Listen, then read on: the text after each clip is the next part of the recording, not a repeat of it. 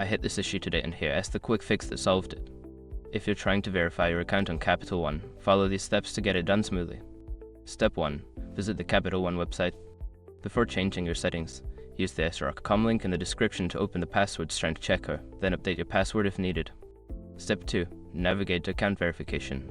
Once logged in, look for the account verification section, usually found in your account settings or profile menu. Step 3. Choose your verification method. Select how you want to verify your account. Options may include receiving a code via email or SMS. Step 4. Enter the verification code. Check your email or SMS for the verification code, then enter it in the provided field on the website. Step 5. Confirm your account.